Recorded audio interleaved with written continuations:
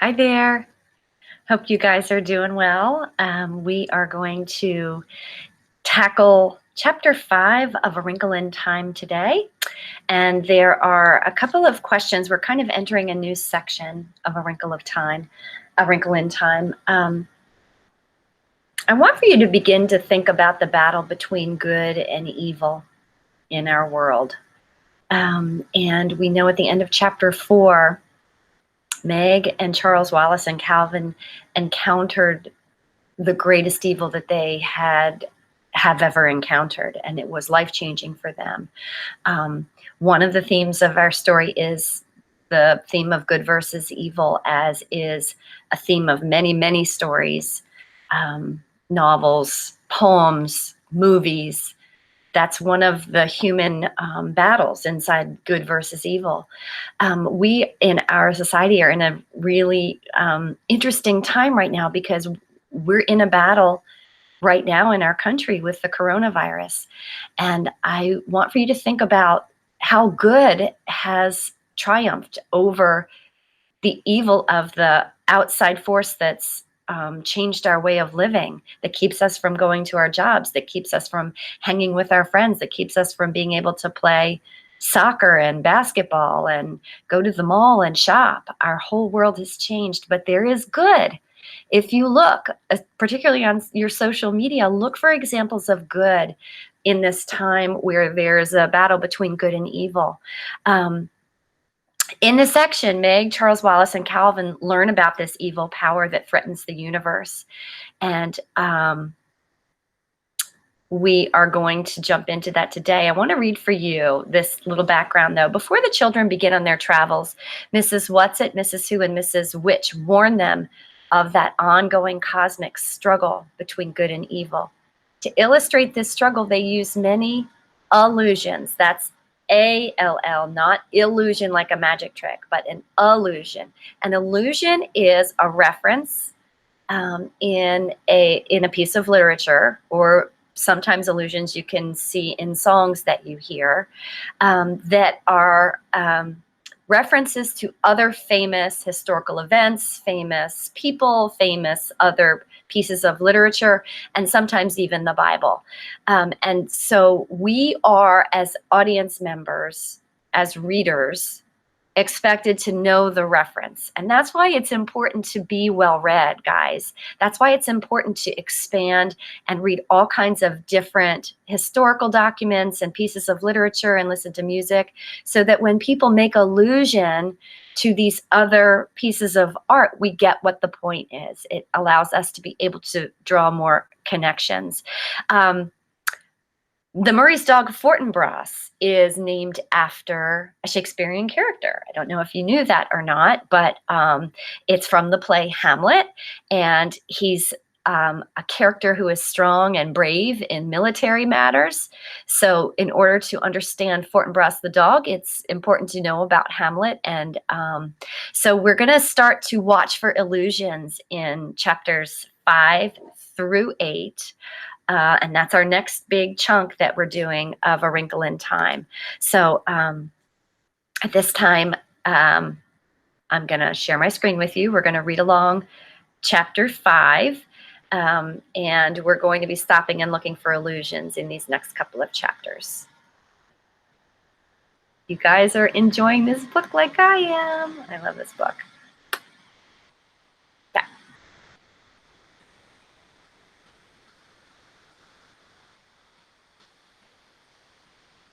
Here we go. Chapter 5, The Tesseract.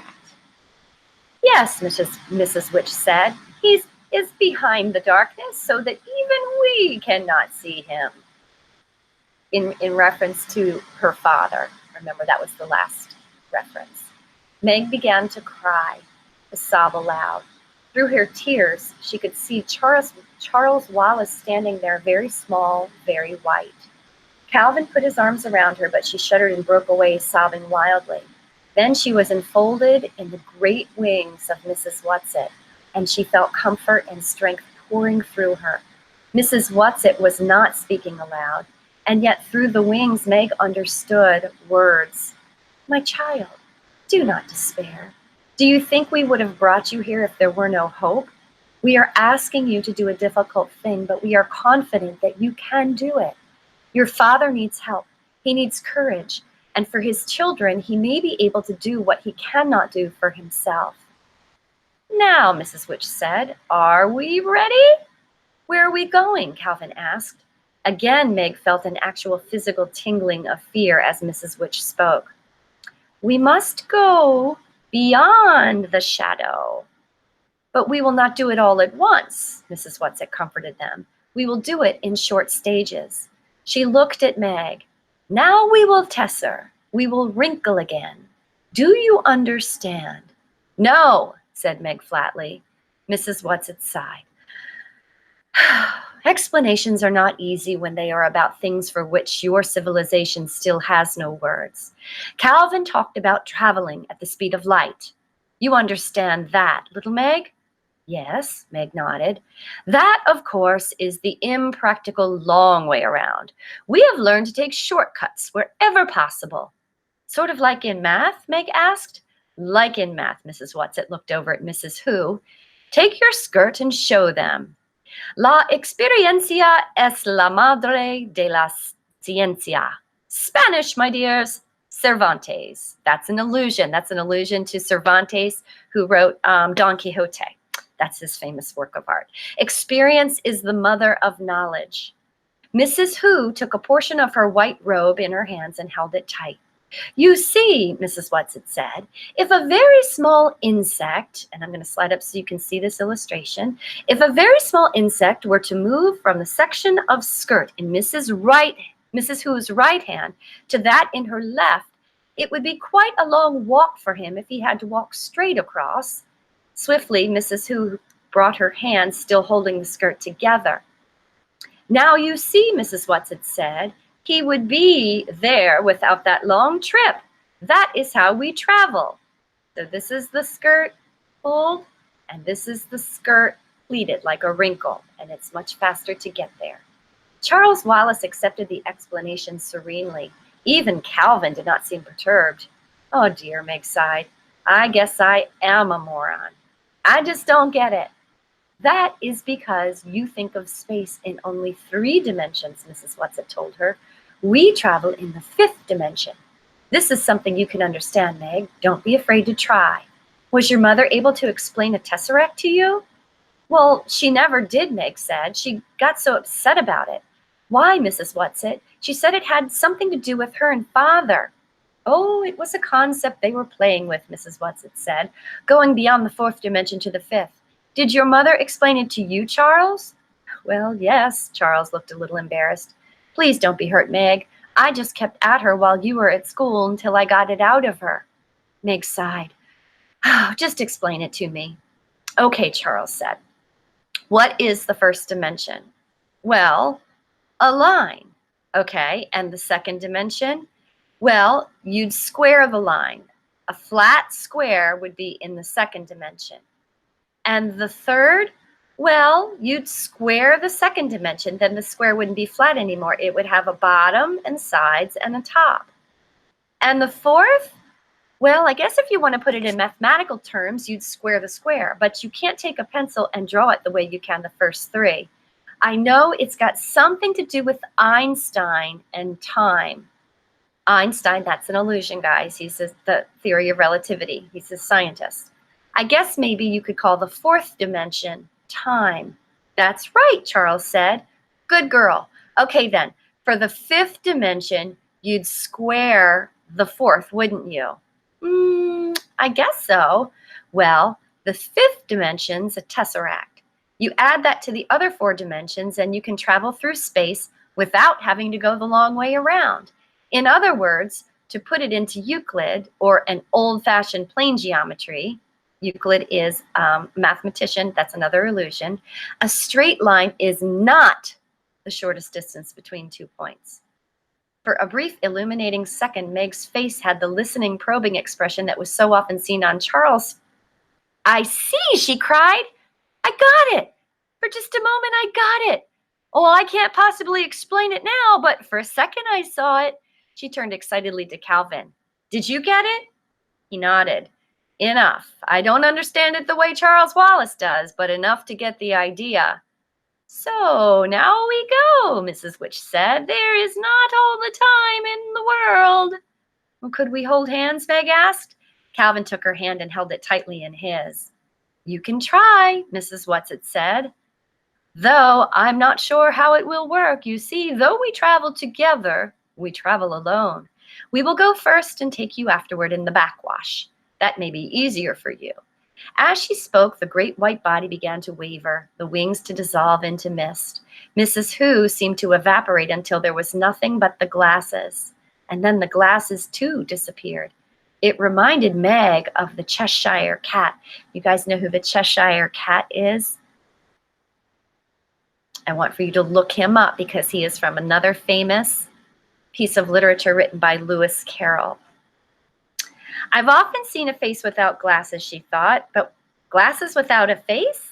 I wonder if I go that way too. First me, and then my glasses? She looked over at Mrs. Witch. Mrs. Witch was there, and then she wasn't. There was a gust of wind and a great thrust and a sharp shattering as she was shoved through. Okay, how about that alliteration, guys? Listen. A sharp shattering as she was shoved. Sharp shattering, she shoved. Repetition of the sh sound. That's well-used alliteration right there. There was a sharp shattering as she was shoved through. What? Then darkness, silence, nothingness.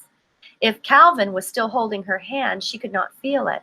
But this time she was prepared for the sudden and complete dissolution of her body.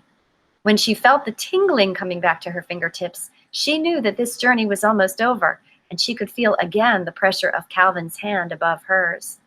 Without warning, coming as a complete and unexpected shock, she felt a pressure she had never imagined, as though she were being completely flattened out by an enormous steamroller.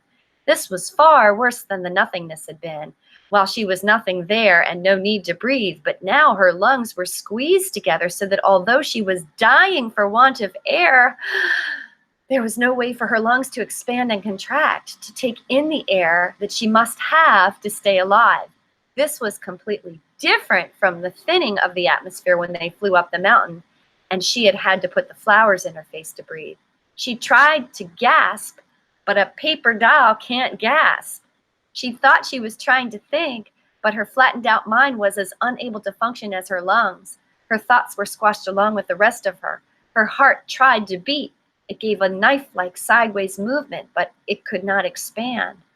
But then she seemed to hear a voice, or if not a voice, at least in words flattened out like printed words on paper. Oh no, we can't stop here. This is a two-dimensional planet and the children can't manage here. All right, I'm going to pause for a second and ask you guys, this is an illusion that's not in our novel because it wasn't written yet. Do you know the children's story Flat Stanley? Have you ever heard of Flat Stanley? We're going to revisit Flat Stanley. That's my own personal illusion for you, and I just got a great idea for a super fun project that we're going to do. We're going to have your Flat Stanley, Flat You, visit a two-dimensional planet, which would be super cool. She was whizzed into nothingness again, and nothingness was wonderful. She did not mind that she could not feel Calvin's hand, that she could not see or feel or be. The relief from the intolerable pressure was all she needed. Then the tingling began to come back to her fingers, her toes. She could feel Calvin holding her tightly. Her heart beat regularly. Blood coursed through her veins. Whatever had happened, whatever mistake had been made, it was over now. She thought she heard Charles Wallace saying his words round and full as spoken words ought to be. Really, Mrs. Witch? You might have killed us. This time she was pushing out of the frightening fifth dimension with a sudden, immediate jerk. There she was, herself again, standing with Calvin beside her, holding on to her hand for dear life, and Charles Wallace in front of her looking indignant. Mrs. Whatsit, Mrs. Who, and Mrs. Witch were not visible, but she knew that they were there, for the fact of their presence was strong about her.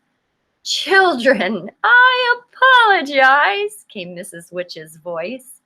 Now, Charles, calm down, Mrs. Whatsit said, appearing not as the great and beautiful beast she had been when they last saw her, but in her familiar wild garb of shawls and scarves as the old tramp's coat and hat.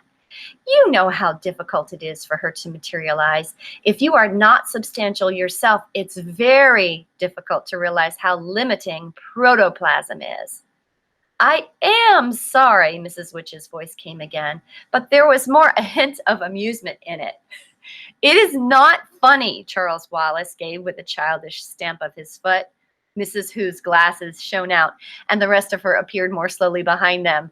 We are such stuff as dreams are made on. She smiled broadly. Prospero in The Tempest. I do like that play. Again, guy's an illusion. It's a Shakespeare play. You didn't do it on purpose? Charles demanded. Oh, my darling, of course not, Mrs. Watson said quickly. It was just a very understandable mistake.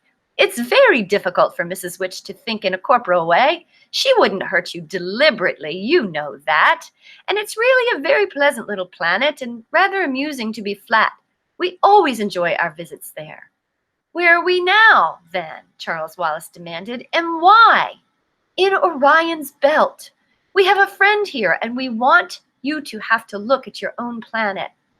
When are we going home? Meg asked anxiously. What about Mother? What about the twins? They'll be terribly worried about us. When we didn't come in at bedtime, well, Mother must be frantic by now. She and the twins and Fort will have been looking and looking for us, and of course, we aren't there to be found. Now, don't worry, my pet, Mrs. Watson said cheerfully. We took care of that before we left. Your mother has had enough to worry her without you and Charles to cope with, and not knowing about your father without our adding to her anxieties. We took a time wrinkle as well as a space wrinkle. It's very easy to do if you just know how. What do you mean? Meg asked plaintively. Please, Mrs. Watson. It's also confusing. Just relax and don't worry over things that needn't trouble you, Mrs. Watson said. We've made a nice, tidy little time tesser, and unless something goes terribly wrong, we'll have you back about 5 minutes before you left. So there'll be time to spare and nobody'll ever need to know you were gone at all. Of course, you'll be telling your mother, dear lamb, that she is, and if something goes terribly wrong, it won't matter whether we ever get back at all. Don't frighten them, Mrs. Witch's voice came. Are you losing faith? Oh, no, I'm not, but Meg thought her voice sounded a little faint. Well, I hope this is a nice planet, Calvin said. We can't see much of it. Does it ever clear up? Meg looked around at her, realizing that she had been so breathless from the journey and the stop on the two-dimensional planet that she had not noticed her surroundings. And perhaps this was not very surprising. But the main thing about the surroundings was exactly that they were unnoticeable. They seemed to be standing on some kind of nondescript flat surface. The air around them was gray. It was not exactly fog, but she could see nothing through it. Visibility was limited to the nicely definite bodies of Charles Wallace and Calvin, and the rather unbelievable bodies of Mrs. Whatsit and Mrs. Who, and a faint occasional glimmer that was Mrs. Witch. Come, children, Mrs. Whatsit said.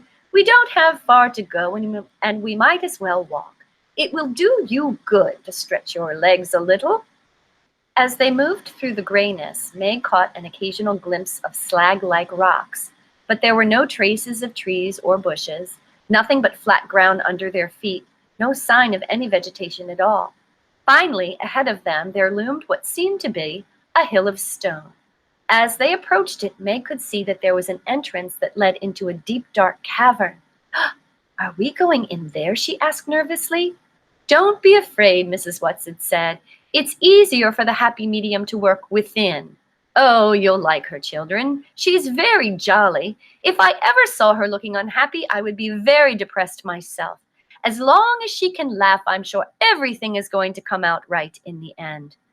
Mrs. Whatsit, came Mrs. Witch's voice severely, just because you are very young is no excuse for talking too much. Mrs. Whatsit looked hurt, but she subsided. Well, just how old are you? Calvin asked her.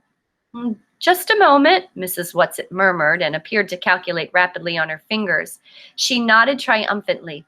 Exactly 2,379,152,497 years, 8 months, and 3 days. Well, that is according to your calendar, of course, which even you don't know isn't very accurate. She leaned closer to Meg and Calvin and whispered, "It was really a very great honor for me to be chosen for this mission. It's just because of my verbalizing and materializing so well, you know, but of course we can't take any credit for our talents. It's how we use them that counts. And I make far too many mistakes. That's why Mrs. Who and I enjoyed seeing Mrs. Which make a mistake when she tried to land you on a two-dimensional planet. It was that we were laughing at, not at you. She was laughing at herself, you see. She's really terribly nice to us younger ones." Meg was listening with such interest to what Mrs. Whatsit was saying that she hardly noticed where they went into the cave. The transition from the grayness of outside to the grayness of inside was almost unnoticeable. She saw a flickering light ahead of them and down, and it was toward this that they went. As they drew closer, she realized that it was a fire. "It gets very cold in here," Mrs. Whatsit said, "so we asked her to have a good bonfire going for you." As they approached the fire, they could see a shadow dark against it, and as they went closer still, they could see that the shadow was a woman. She wore a turban of beautiful pale mauve silk and a long flowing purple satin gown. In her hands was a crystal ball into which she was gazing raptly.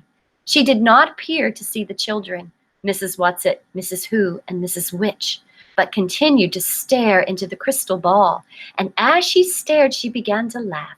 And she laughed and laughed at whatever it was that she was seeing. Mrs. Witch's voice rang out clear and strong, echoing against the walls of the cavern, and the words fell with a sonorous clang. "We are here!" The woman looked up from the ball, and when she saw them, she got up and curtsied deeply. Mrs. Whatsit and Mrs. Who dropped all small curtsies in return, and the shimmer seemed to bow slightly. "Oh, medium dear," Mrs. Whatsit said, "these are the children, Charles Wallace Murray." Charles bowed. "Margaret Murray." Meg felt that if Mrs. Whatsit and Mrs. Who had curtsied, she ought to also, so she did, rather awkwardly. "And Calvin O'Keefe." Calvin bobbed his head. "We want them to see their home planet," Mrs. Whatsit said. The medium lost the delighted smile she had worn till then. "Only why must you make me look at unpleasant things when there are so many delightful ones to see?" Again, Mrs. Witch's voice reverberated through the cave.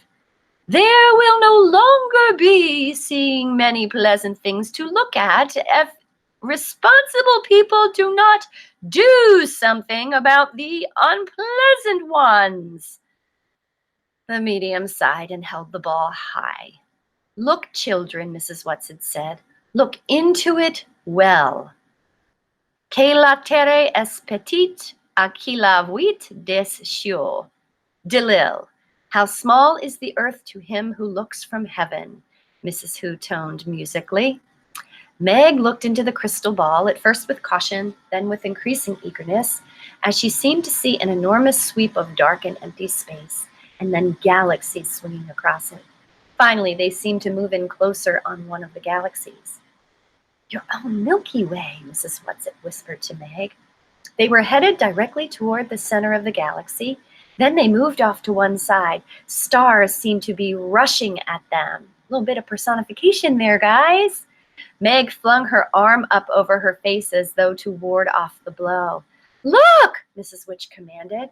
Meg dropped her arm. They seemed to be moving in toward a planet. She thought she could make out polar ice caps.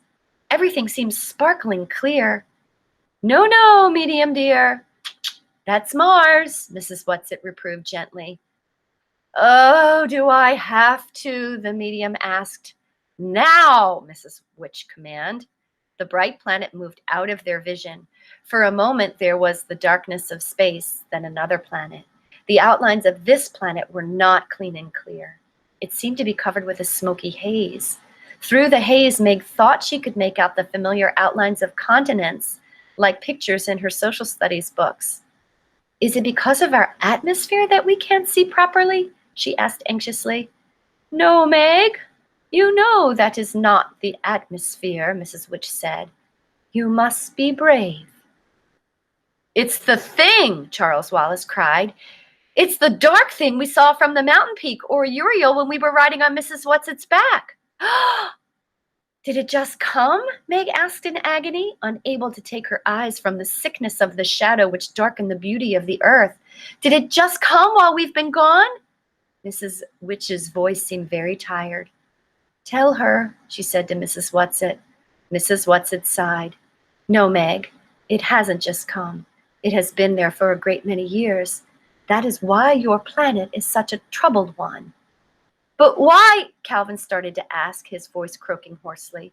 Mrs. Whatsit raised her hand to silence him. We showed you the dark thing on Uriel first. Oh, for many reasons. First, because the atmosphere on the mountain peaks there is so clear and thin you could see it for what it is. And we thought it would be easier for you to understand it if you saw it, well, someplace else first, not your own Earth.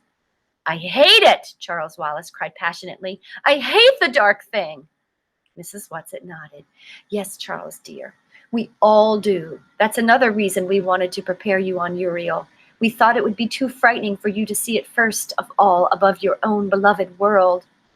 But what is it? Calvin demanded. We know that it's evil, but what is it? You have said it, Mrs. Witch's voice rang out. It is evil. It is the power of darkness.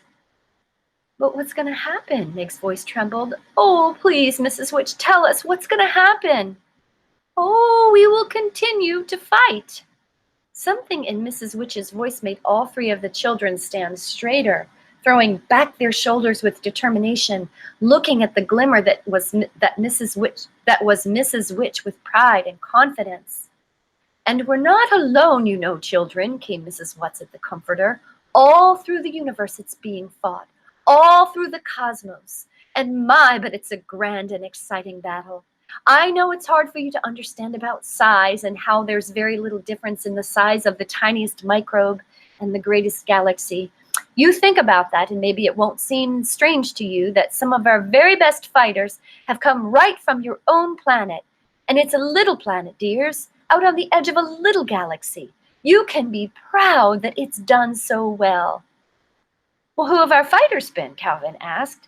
Oh, you must know them, dear, Mrs. Whatsit said. Mrs. Who's spectacles shone out at them triumphantly. And the light shineth in the darkness, and the darkness comprehended it not.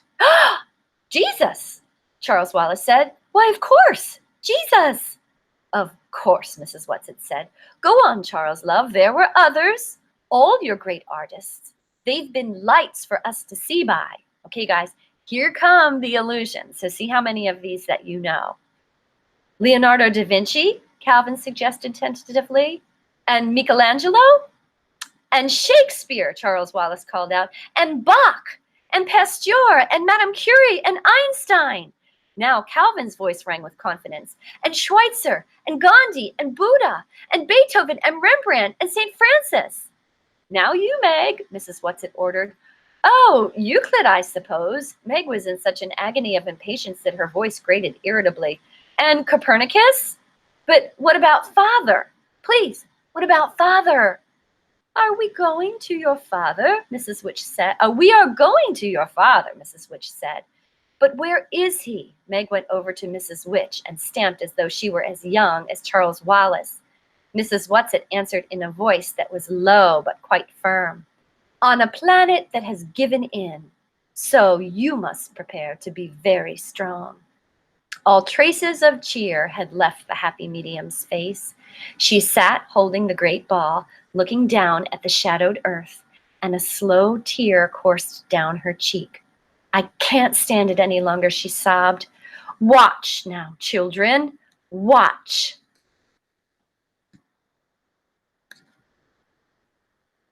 And there endeth our chapter, guys. So we're talking about people from Earth, great lights from the Earth, the great artists and the great scientists and the great musicians, the great writers from Earth that fight evil, that fight the darkness. I want for you to do a little bit of research today. And I want for you to come up with your top 3 of today, of great people, great fighters, can be a young person and it can be an old person. But I want for that person to be alive today. Great fighters that are fighting for light in our world. And I will catch you on the next lesson. Thanks for listening today, guys. Your chapters 5 through 8, there are some study guide questions that fit this chapter that we read. So you might want to go visit that and get that one taken care of before you forget. And I hope you have a great day. I'm here if you need me. Reach me by email. Mwah! Miss you guys.